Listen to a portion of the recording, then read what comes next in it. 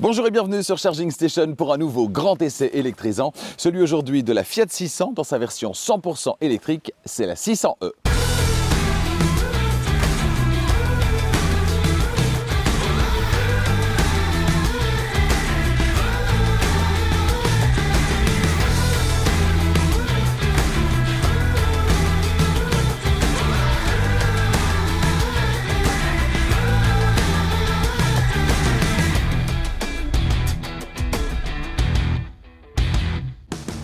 Cet essai vous est proposé par Arval, solution de leasing pour professionnels et particuliers, et Autoscout24, la plus grande plateforme en ligne de voitures neuves et d'occasion en Europe.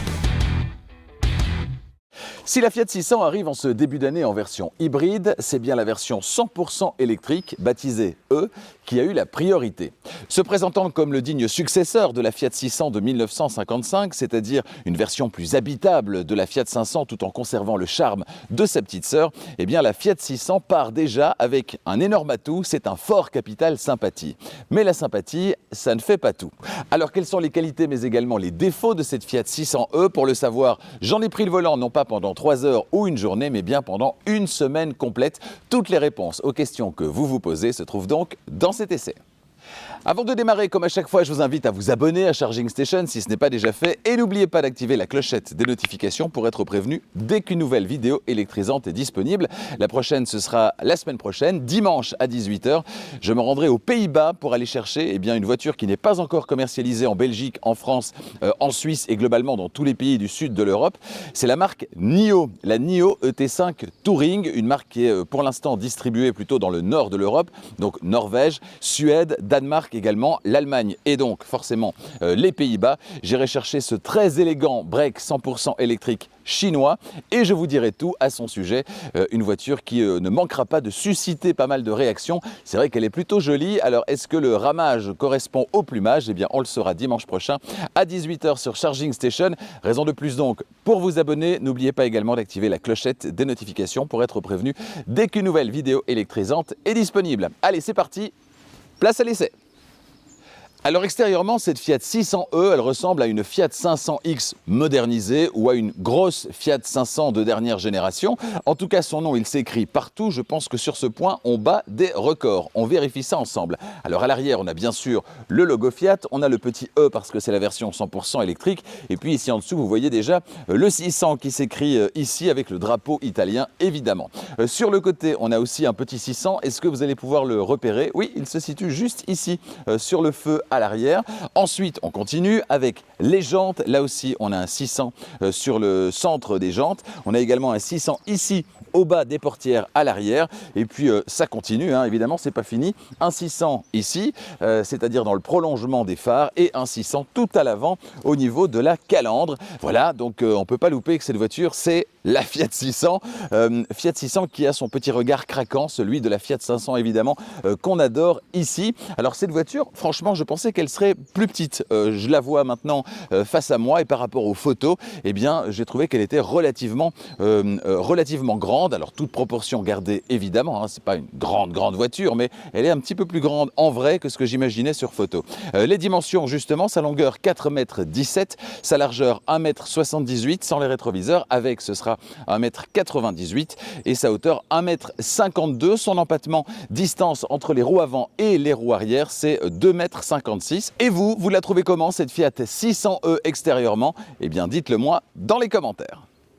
La Fiat 600, elle est fabriquée en Pologne, dans l'usine Stellantis de Tichy. Alors il faut savoir que la marque Fiat a une longue tradition de fabrication de véhicules en Pologne, puisque la marque y est présente pour fabriquer des véhicules depuis 1934. Cette voiture, elle repose sur la plateforme ECMP de Stellantis, une plateforme qui est partagée par pas mal de véhicules au sein du groupe et de ses différentes marques. Sur cette plateforme, on retrouve le nouvel ensemble moteur-batterie de Stellantis, avec une batterie dont on reparlera dans un instant, et un moteur électrique synchrone à aimant permanent situé sous le capot.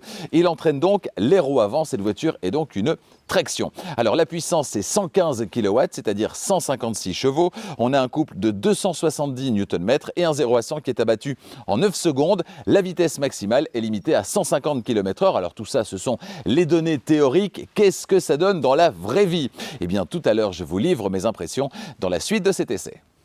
La batterie qui équipe cette Fiat 600e, elle est évidemment logée sous le plancher, entre les 4 roues, ce qui fait baisser le centre de gravité, et elle est de type NMC 811. Alors qu'est-ce que ça veut dire? NMC pour nickel, manganèse, cobalt, et 811 représentant la proportion de chacun des éléments, donc 80% de nickel, 10% de manganèse et seulement 10% de cobalt. Voilà qui est une bonne chose sur cette nouvelle génération de batterie. Au niveau de la capacité brute, c'est 54 kWh, ce qui est relativement raisonnable. Ça donne 51 kWh utiles, réellement utilisables, mais du coup, capacité raisonnable, oui, mais est-ce qu'on a une autonomie suffisante? Eh bien, Fiat communique sur une autonomie en ville autour de 600 km, mais qui roule 600 km sur une seule charge en ville? Pas grand monde, donc ce n'est pas une donnée qui est très intéressante. Par contre, vous serez intéressé de savoir qu'on est au-delà de 400 km dans les deux cas en cycle mixte norme WLTP, ce qui est plutôt pas mal, ce qui démontre d'ailleurs que les voitures qui sortent maintenant et les nouvelles générations d'ensemble moteur, batterie, etc. sont plus efficients et donc on a de meilleures autonomies que ce qu'on avait il y a encore 2 ans ou 3 ans seulement. Alors on est sur 409 km d'autonomie revendiquée en norme WLTP avec la finition d'entrée de gamme RED. On est un tout petit peu en dessous, 406 km avec cette finition, la Prima. Tout ça, évidemment, c'est la théorie. Dans la pratique, qu'est-ce que ça donne? Combien de kilomètres sur une seule charge suis-je parvenu à parcourir durant cette semaine dans des conditions normales d'utilisation? C'est vraiment mes conditions du quotidien. Je vais travailler avec cette voiture. Je vais me promener également. On a des activités, etc. Donc, c'est vraiment l'utilisation normale de la voiture. Dans ces cas-là, combien de kilomètres peut-on espérer sur une seule charge? Avec les conditions météo de cette semaine également, eh bien, je vous livre mes chiffres tout à l'heure à la fin de cet essai. Petit détail, au moment de parler de la recharge, alors je ne sais pas si cette voiture est sortie de l'usine comme ça, mais regardez, c'est censé être comme ça, et là, ça baille un petit peu, c'est un détail, mais c'est pas très chouette. Quand on ouvre la trappe, justement, eh bien, on constate la présence de 2 connecteurs, c'est la norme. Le connecteur de type 2 en haut pour la recharge sur le courant alternatif, celui qui circule dans nos rues et dans nos maisons, c'est la recharge du quotidien. Et si on ajoute le connecteur du bas, eh bien, on a accès à la recharge sur le courant continu, c'est la prise combo CCS, la somme des 2 connecteurs pour la recharge sur le courant continu, genre au superchargeur, par exemple, lorsque vous avez des grands trajets dont le kilométrage dépasse le kilométrage maximal que vous atteindrez avec cette voiture sur une seule charge. Alors, moi, ce qui me dérange un petit peu, c'est que le connecteur du quotidien, j'aime bien quand il est accessible directement. Ici, le connecteur de type 2, il a aussi un petit cache qu'il va falloir remettre à chaque fois. C'est un petit peu casse-pied. Connecteur de type 2 relié à un chargeur embarqué de 11 kW. C'est la norme aujourd'hui en 2024. Et ça va permettre une recharge complète de la batterie de cette voiture en 5h45 à peu près. Le connecteur combo CCS, si je retire le deuxième petit cache, le connecteur combo CCS, là la voiture elle accepte 100 kW de puissance de recharge, ce qui va permettre de recharger à 80% la batterie de la voiture en 27 minutes. Alors pourquoi recharge à 80%? Parce qu'on le sait, ce sont les 20 derniers pourcents qui sont les plus compliqués, les plus lents à récupérer. C'est comme quand vous remplissez un verre d'eau au robinet, vous remplissez avec le robinet ouvert à fond et quand vous voulez le remplir à ras-bord, forcément vous allez devoir diminuer le flux d'eau avant d'arriver au ras-bord complet sur un filet d'eau. C'est exactement le même principe. C'est la raison pour laquelle quand on fait un long trajet qui va dépasser l'autonomie sur une seule charge de cette voiture, eh bien forcément on va attendre à côté du chargeur que ça charge et dans ce cas-là, comme on attend, on n'a pas envie d'attendre de trop et donc à 80% on va débrancher parce que les 20 derniers pourcents vont prendre énormément de temps à récupérer. Voilà, ceci étant dit, pour petit rappel, ici on est donc sur 100 kW. 100 kW de puissance acceptée, ça peut paraître pas terrible et au final, comme la batterie elle n'est pas de grande capacité non plus, eh bien on a une valeur de 27 minutes pour une recharge à 80% qui reste donc parfaitement dans la norme aujourd'hui en 2024. On est souvent aux alentours de 30 minutes, alors un peu moins, voire beaucoup moins pour certaines qui ont des recharges sur des systèmes 800 volts. Dans ce cas-là, on est sur une vingtaine de minutes. Là, c'est vraiment peu. Sur d'autres, ce sera plutôt 40-45 minutes. Là, c'est vraiment pas terrible. Ici, 27 minutes pour récupérer 80% de capacité de batterie. C'est tout à fait correct. Sur cette finition supérieure de la Fiat 600e, la finition La Prima, on a un haillon qui est motorisé. Alors on peut l'ouvrir soit avec le petit bouton, soit en passant le pied sous le pare-choc, ou soit avec le bouton sur la télécommande. Volume disponible 360 litres sur cette version 100% électrique. Notez que ce sera 25 litres de plus, à savoir 385 litres sur la version hybride. Donc 360 litres ici avec la banquette arrière en place, banquette fractionnable 60-40 et on peut monter jusqu'à 1231 litres si on rabat complètement la banquette arrière. Au niveau des aspects pratiques, alors on n'a pas de connectivité, pas de prise 12 volts, etc. On a l'essentiel, à savoir un seuil de chargement qui est un petit peu haut par rapport au plancher du coffre, mais c'est correct. On a ensuite deux petits crochets bien pratiques, histoire que les sacs de course ne se promènent pas dans le coffre. Et puis on a sous le plancher du coffre un espace qui va pouvoir accueillir les câbles de recharge. On peut retirer cette plaque évidemment. Les câbles de recharge qui ne pourront pas trouver de place ailleurs, puisqu'on l'a vu, il n'y a pas de frunk dans cette voiture, pas de coffre sous le capot. Ensuite, si on retire encore la petite lichette ici, on a quoi? Eh bien, un petit espace supplémentaire qui peut accueillir, on le voit, notamment le petit crochet pour le remorquage, et puis également le gonfleur, hein, si vous devez réparer, regonfler un pneu, eh bien ça se situe là-bas tout en dessous. Voilà, donc des aspects pratiques qui ne sont pas nombreux, mais on a l'essentiel dans cette voiture. 360 litres de volume de chargement avec la banquette arrière en place, 1231 litres avec la banquette arrière complètement rabattue, les petits crochets, le sous-coffre pour les câbles, franchement, c'est pas mal. Avant de m'installer au volant et de vous faire découvrir le tableau de bord de cette Fiat 600e, vous verrez qu'on ne sera pas vraiment dépaysé par rapport aux autres productions récentes de chez Stellantis. Eh bien, me voici installé à l'arrière, ou en tout cas tentative d'installation infructueuse jusque-là, en raison de la présence du siège qui est très reculé. 1,90 m, c'est ma taille, et le siège avant, il est réglé comme pour moi, et du coup, à l'arrière, impossible de m'installer derrière moi.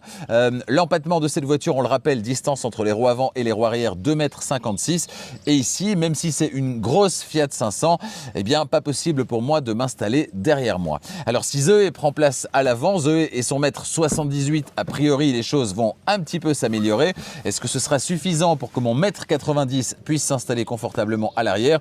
On va le savoir dans pas longtemps. Alors, je rentre le deuxième pied et... bah oui, là ça fonctionne, pas de problème. Donc 1,78 m devant, on peut caser 1,90 m derrière. Ça c'est vraiment pas mal. 1,90 m devant, eh bien ce sera juste des jeunes enfants à l'arrière, pas plus. Au niveau des équipements dans cette voiture, qu'est-ce qu'on a? Alors pas de toit vitré. On a une prise USB-C seulement à l'arrière de la console centrale. On a les poches aumônières ici derrière, les deux sièges à l'avant. Malheureusement, un tunnel central, ça c'est un petit peu dommage, un tunnel central et puis une place centrale ici à l'arrière qui sera un petit peu plus confortable que d'habitude puisqu'il n'y a pas d'accoudoir central dans cette voiture, et donc l'accoudoir central dit un dossier un petit peu plus dur. Ce ne sera pas le cas ici, mais on aura bien donc un tunnel central.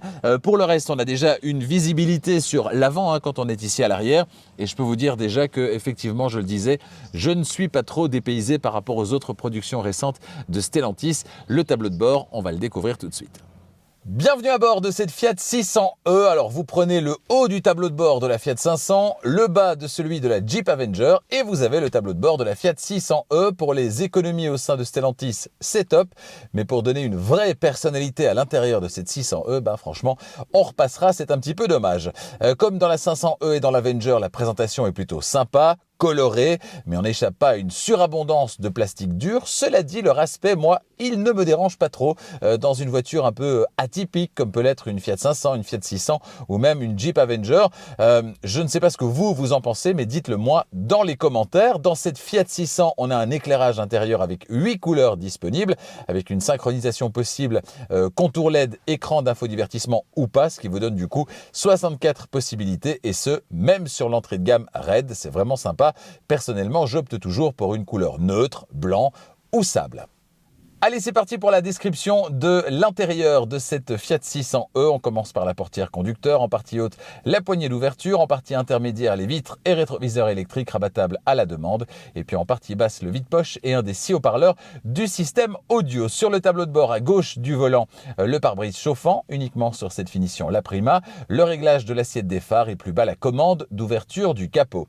Le volant sur lequel on observe un léger méplat en partie inférieure, il est à réglage manuel. À gauche, on a les aides à la conduite, régulateur, limiteur de vitesse, et à droite, téléphone, commande vocale, volume et commande audio. Derrière le volant, les commodos, à gauche, les clignotants, appel de phare, phare, et à l'extrémité, la navigation dans les informations disponibles sur l'écran instrument. On va y revenir dans quelques secondes. Et puis à droite, les essuie-glaces à l'avant et à l'arrière. Et puis à l'extrémité, le basculement entre les infos de l'ordinateur de bord sur le fameux écran instrument de 7 pouces qui se trouve derrière le volant, 7 pouces de diagonale.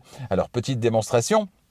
Donc, si je souhaite ici pousser et afficher les informations de conduite, voilà, une pression, j'ai la consommation instantanée, une deuxième, trajet 1 et une troisième, trajet 2.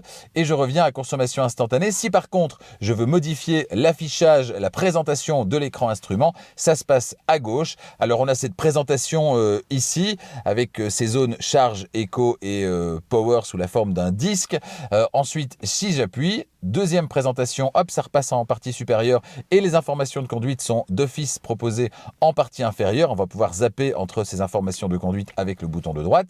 Si je continue, eh bien j'ai là la navigation. Si je continue, la puissance du véhicule, en tout cas le déroulement de tout ce qui va se passer en termes de puissance récupérée et de puissance délivrée. Et puis enfin, eh bien le menu des aides à la conduite avec toujours la partie supérieure qui reste identique, qui en fait regroupe tout ce qu'on retrouve sur cette vue-là par défaut, mais de manière un petit peu plus concise en partie supérieure. Pas d'affichage tête haute sur la Fiat 600. Au centre du tableau de bord, un écran central d'infodivertissement tactile d'une diagonale de 10,25 pouces. On y revient dans un instant. Sous cet écran, les aérateurs et au centre, 4 boutons. L'appel du menu principal sur l'écran d'infodivertissement. Le menu voiture qui permet d'accéder directement au raccourci du menu des aides à la conduite ADAS. Et puis les feux de détresse et le verrouillage centralisé.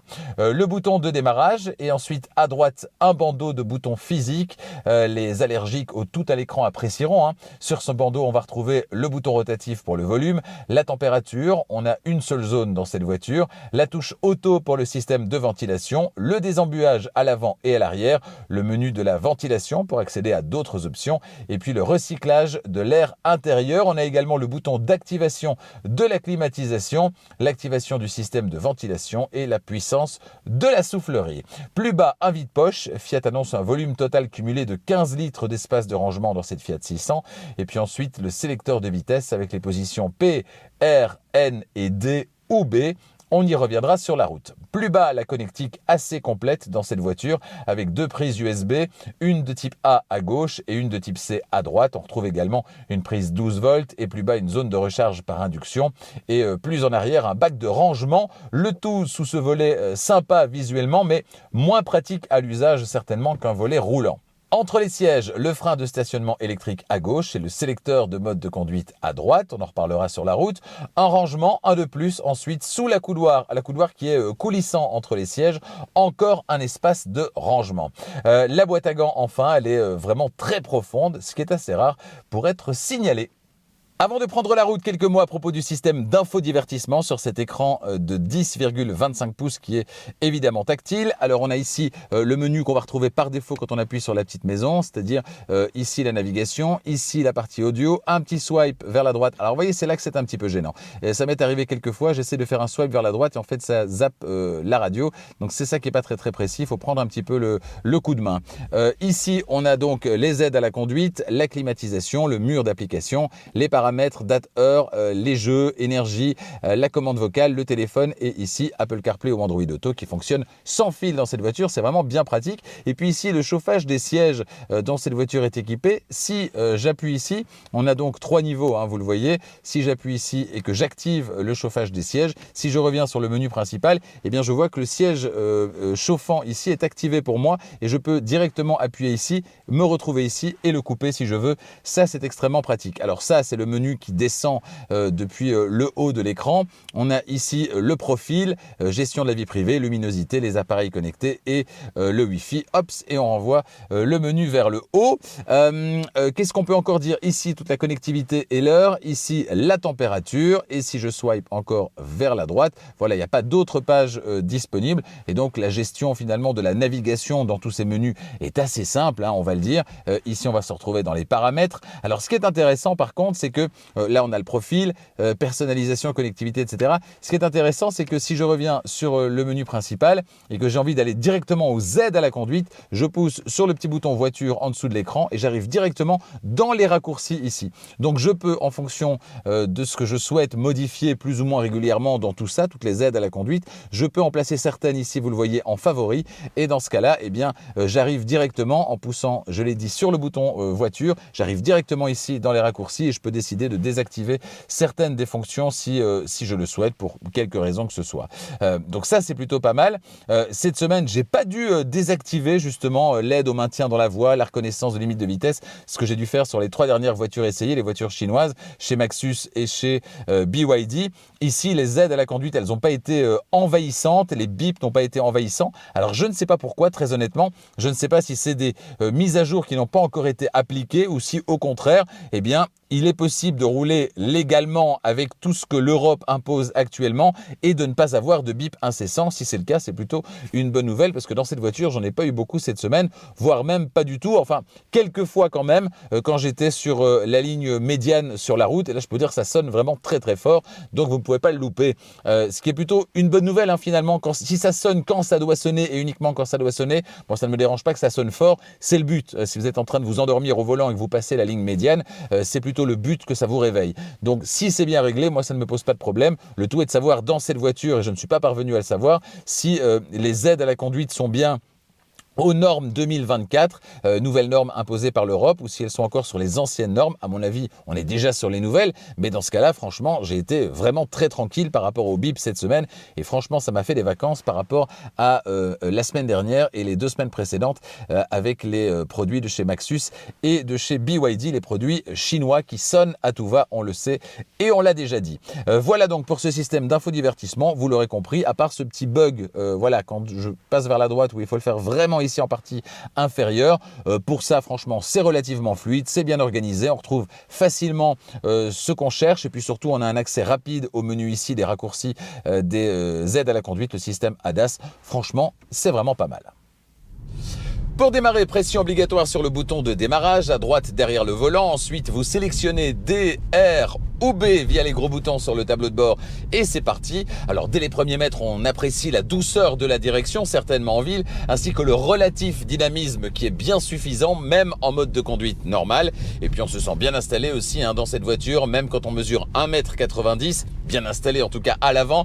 Un détail agaçant mais qui n'est pas propre à cette voiture chez Stellantis, pour l'allumer ou l'éteindre, il faut maintenir le bouton enfoncé une bonne seconde. Une simple pression rapide ne suffit pas. Pourquoi ? Mystère. Voilà qui m'amène à vous parler des sièges. Alors autant je ne suis pas fan du liseré turquoise sur les sièges, mais c'est un détail. Autant je ne peux que saluer le confort qu'il propose. Les réglages électriques sur cette finition supérieure offrent une amplitude suffisante pour que chacun puisse trouver sa position idéale.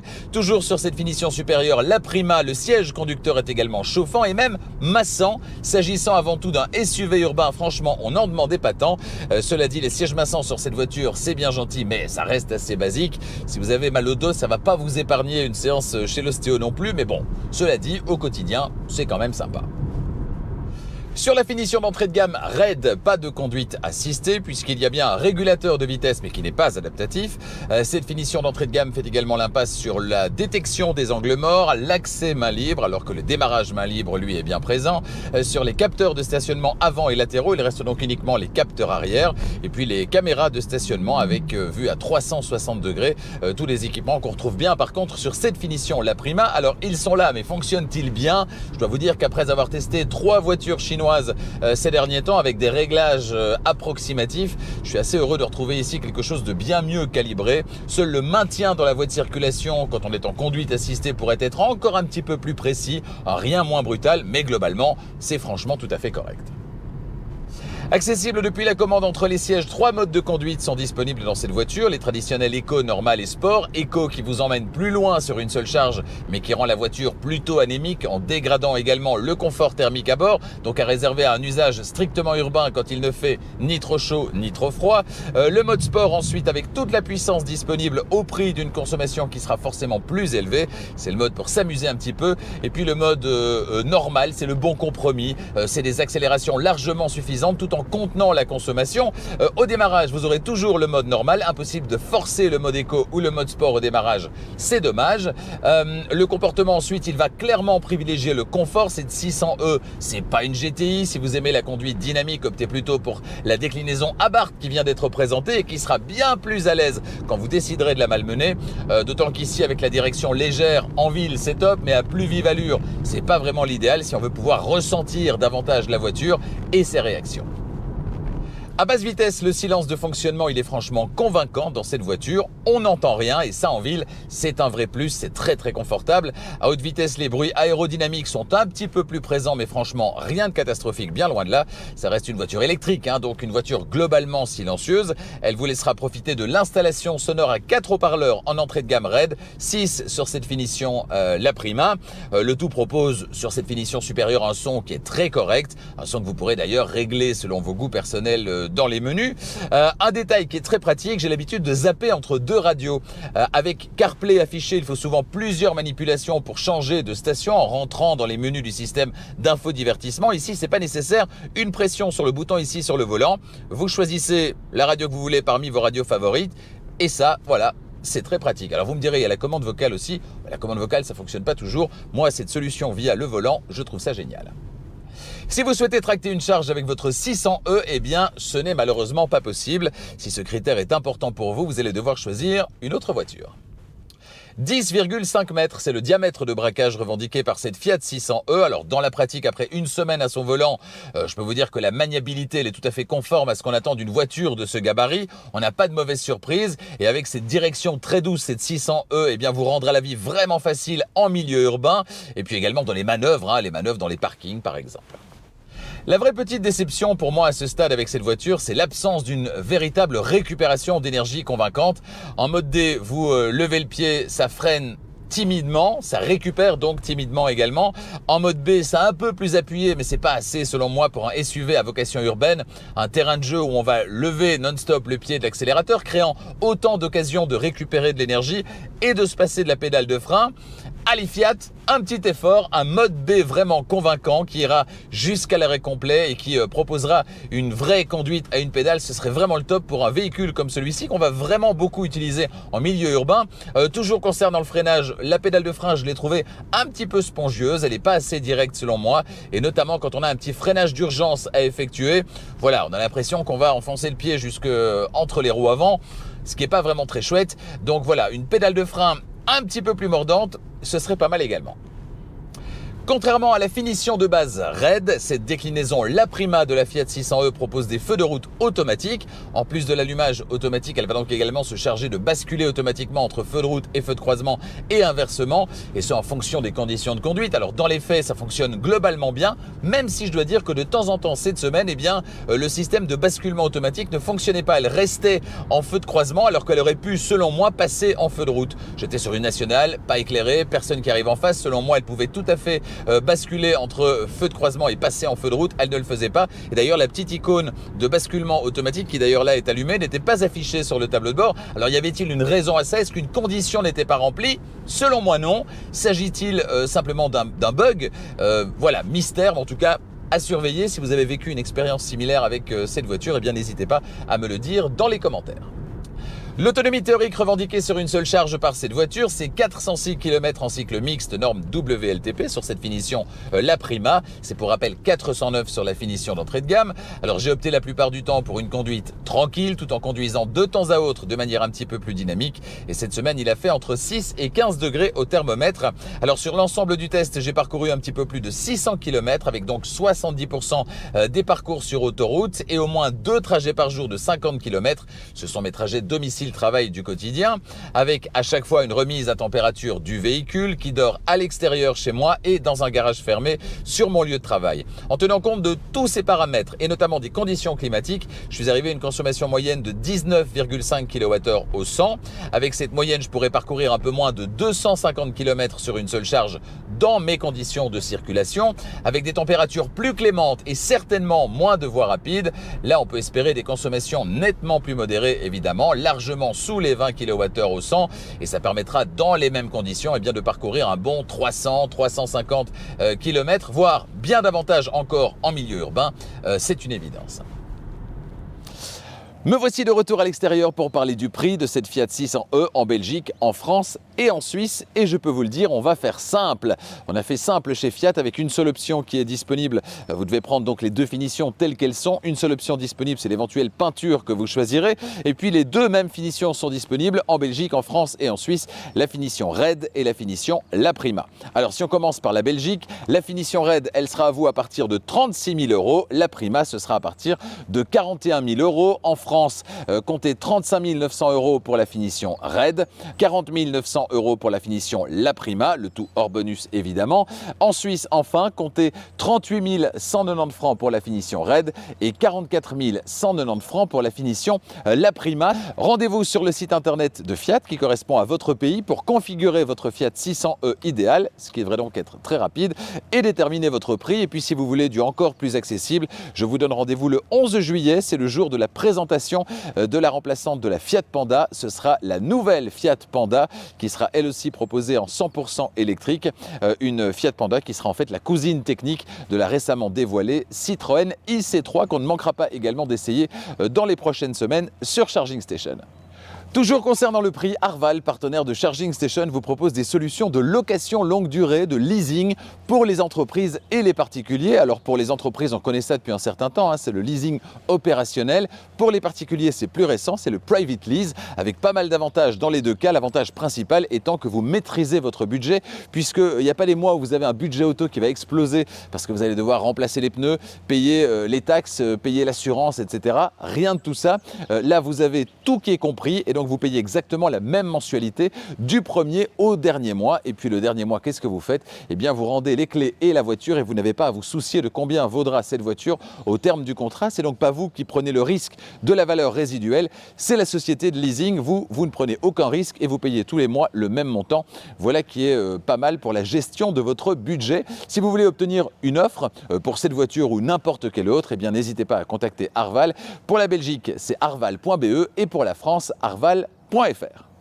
Votre prochaine voiture, vous la voulez tout de suite ou peut-être en avez-vous besoin tout de suite pour des raisons professionnelles par exemple? Eh bien dans ce cas-là, rendez-vous sur Autoscout24. Autoscout24, c'est la plus grande plateforme de vente de voitures en ligne en Europe. Et sur Autoscout24 actuellement, plus de 100 000 voitures vous attendent. Des voitures disponibles donc immédiatement, c'est l'avantage principal. Des voitures d'occasion bien sûr, mais également des voitures récentes et même des véhicules neufs, parmi lesquels vous retrouvez évidemment des véhicules 100% électriques. Alors sur Autoscout24, vous remplissez les critères de votre voiture, les critères de la voiture que vous recherchez et une fois que c'est fait, eh bien, vous obtenez une série de voitures disponibles immédiatement et qui correspondent le plus précisément possible à ces critères. Sur Autoscout24, vous pourrez également faire reprendre votre véhicule actuel, tout simplement en remplissant là aussi le petit formulaire et vous recevrez une offre de reprise en retour. Et puis Autoscout24, c'est un site internet mais c'est également une application. L'application Autoscout24 qui va vous permettre, eh bien, dans le creux de la main, d'avoir justement cette centaine de milliers de voitures directement accessibles. Vous n'aurez plus qu'à choisir en fonction de vos critères, là aussi, directement sur votre smartphone. Et ça, c'est plutôt pas mal. Rendez-vous donc sur autoscout24.be pour la Belgique, autoscout24.fr pour la France. Alors au final, en conclusion, que vaut cette Fiat 600e au terme d'une semaine à son volant? Eh bien, je peux vous dire que j'ai aimé cette semaine au volant de cette Fiat 600e. Pourquoi? Parce que cette voiture, elle est très homogène, tant du point de vue esthétique que du point de vue de ses prestations. On est ici sur une finition supérieure, mais la finition d'entrée de gamme Red est déjà plutôt bien équipée. Au rayon des gommettes rouges, j'épinglerai la récupération d'énergie qui pourrait être plus mordante. On est loin de la conduite à une pédale et c'est dommage pour une voiture qui va beaucoup circuler en milieu urbain. Et puis les aides à la conduite et plus précisément le maintien actif dans la voie de circulation n'est pas parfaitement calibré, c'est dommage. Pour le reste, non, cette Fiat 600e n'est pas simplement une Jeep Avenger déguisée en Fiat 500, c'est une vraie belle proposition homogène pour celui qui craque sur le look de la Fiat 500, mais la trouve peut-être un petit peu étriquée. A bientôt sur Charging Station pour d'autres essais électrisants. Le prochain, ce sera donc dimanche prochain à 18 h. Je vous en parlais tout à l'heure. L'essai chez NIO du ET5 Touring, ou plutôt de la ET5 Touring, puisque c'est une berline proposée ici en break. La ET5 existe également en version berline simple. Là, c'est sa déclinaison break, la version Touring. Ensuite, on ira chez Volvo, essayer le petit Volvo EX30, qui est le modèle Volvo le moins cher disponible actuellement. On est toujours sur du 100% électrique, évidemment. Un modèle très attendu, attendu puisque le rapport prix-prestation et puis le côté un petit peu premium eh bien, fait que ce modèle il est vraiment très intéressant. Mais qu'est-ce que ça donne sur la route? On a déjà eu l'occasion de le découvrir en statique, hein, une vidéo qui est toujours disponible d'ailleurs. Pour l'essai d'une semaine, eh bien, ce sera dans pas longtemps, ce sera dans 2 semaines sur Charging Station. Ensuite, on ira chez Smart avec la Smart Hashtag 3. On connaît bien la Smart Hashtag 1. Eh bien là, ce sera sa grande sœur, la Smart Hashtag 3. Chez BMW, le iX2, version 100% électrique de la nouvelle génération du BMW X2. Chez Peugeot ensuite avec la Peugeot E208 revisitée avec le moteur de 156 chevaux, le même moteur que dans cette Fiat 600e essayée cette semaine. Et puis on ira ensuite, alors je disais Hongqi jusque-là, en fait il paraît qu'on dit Hongqi. Donc on y va pour Hongqi maintenant.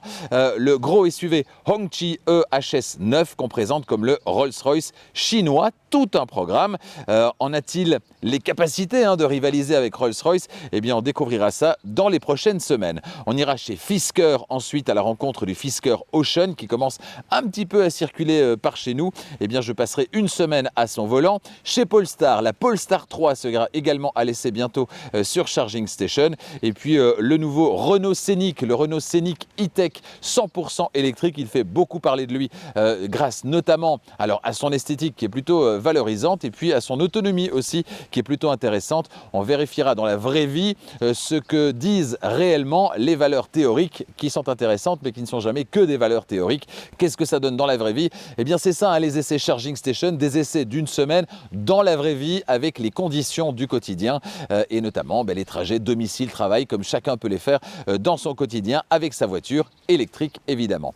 Merci de votre fidélité à Charging Station. N'hésitez pas à vous abonner à la chaîne si ce n'est pas déjà fait. Et puis pour ne rien manquer des prochains essais qui, vous l'aurez compris, seront très nombreux et très intéressants, très électrisants, n'oubliez pas d'activer la clochette des notifications. Merci de votre fidélité et à bientôt.